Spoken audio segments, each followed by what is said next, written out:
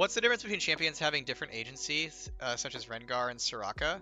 Rengar being very high and very low. My thoughts on that is that's generally a good thing.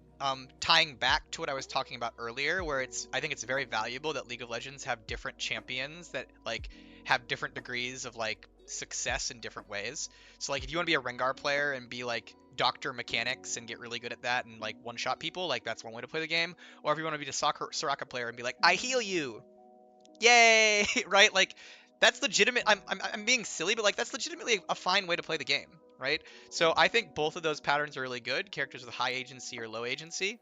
I don't think there's any thing wrong with either direction as long as they're balanceable and they have audiences that enjoy them.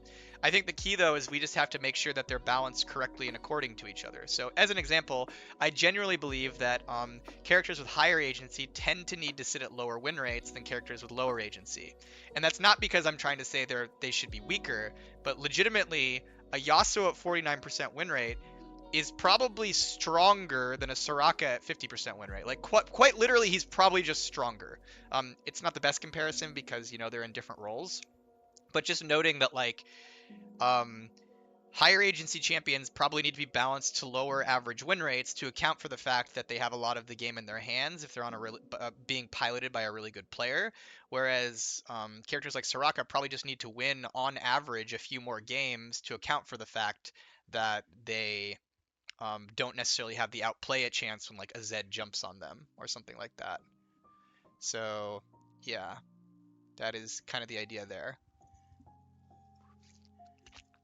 And by the way, agency isn't just your ability to outplay others. Agency is also your ability to not be affected by others. So, like as an example, some people will be like, "What about Yumi? She's really low win rate. Shouldn't she be higher because she's low agency?" And like, Yumi is low agency in some ways, in terms of like she doesn't have dashes and stuff like that. But she's actually very high agency in other ways, like the fact that she's completely untargetable, right? Like, if a Yumi wants to play her game, right? Whatever that game is, you can't really stop her from playing it by like say targeting her, right? So Yumi actually has a lot of agency vectors on her kit that basically say, you can't stop me from doing what I'm trying to do, right? Like a lot of agency can be like interpreted as my champion has the ability to do what they want to do while preventing opponents from stopping them from doing it. Ezreal has high agency because he wants to shoot you with Qs, and then he has this E that says, I teleport away. And so if you're trying to fight an Ezreal, you're kind of like, well, how do I stop him? I need to jump on him. And he's like, well, you can't do that either, right? So he's generally a high agency character, and then, gives up for, power and things like sustained DPS and stuff like that.